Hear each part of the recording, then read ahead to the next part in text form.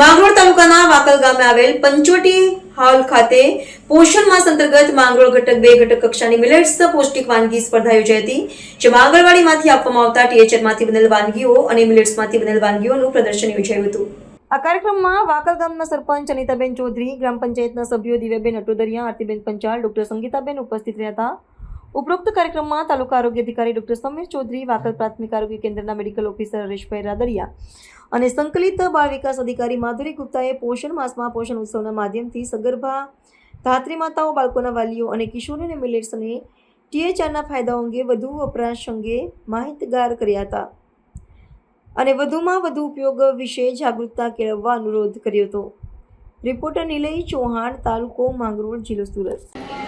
આજરોજ માંગરોળ ઘટક 2 માં આઈસીડીએસની અંદર પોષણ વાનગી હરીફાઈનો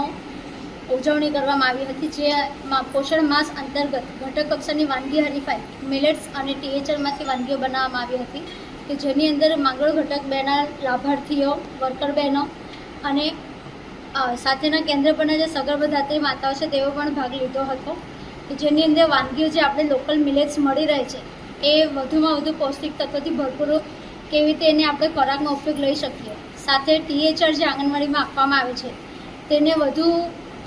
ખોરાકનો ઉપયોગ કેવી રીતે વધુમાં વધુ કરવો અને જે આપણા લાભાર્થીઓ છે સગર્ભા ધાત્રી માતાઓ, બાળકો અને કિશોરીઓ વધુમાં વધુ એનો ઉપયોગ કરે તે આશયથી આપણે માર્ગદર્શન આપ્યું હતું। જોડે જોડે આપણી સાથે વાકલ ગામના સરપંચ શ્રી, આગેવાનો, THO Shri doctor Samirbhai, medical officer Shri, મુખ્ય સેવિકા બહેનો અને આઈસીડી સ્ટાફ તમામ ઉપલબ્ધ હતો।